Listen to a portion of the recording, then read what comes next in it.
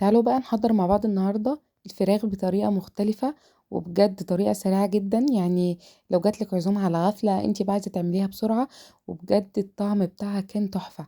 بصوا يلا بينا.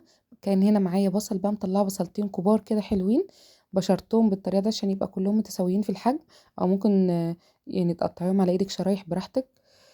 هنزل عليهم بقى بمعلقة من الفلفل الأسود، معلقة من الملح، معلقة من الكمون، ونزلت ببابريكا، نزلت كمان بالسبع بهارات، واحدة مرقة ودي اختياري، كمان معايا معلقة توم مفرومة، يعني كنت فرماها مجهزاها.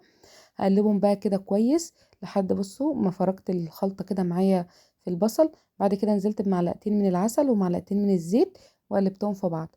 جبت الفرخة بتاعتي بقى، قطعتها على حسب الحجم اللي انت عايزاه براحتك.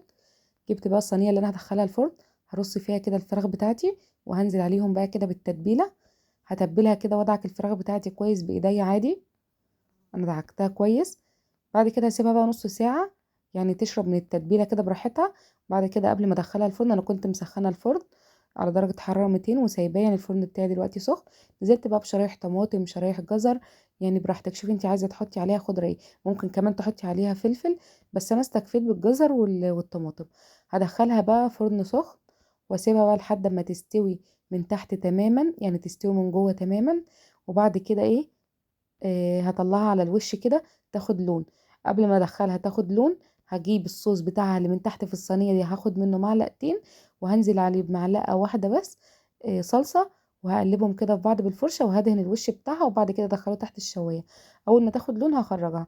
بصوا بعد ما طلعت بجد تحفه، اقسم بالله طعمها تحفه، وكل اللي اكل منها بجد عجبته. جربوا الطريقه دي.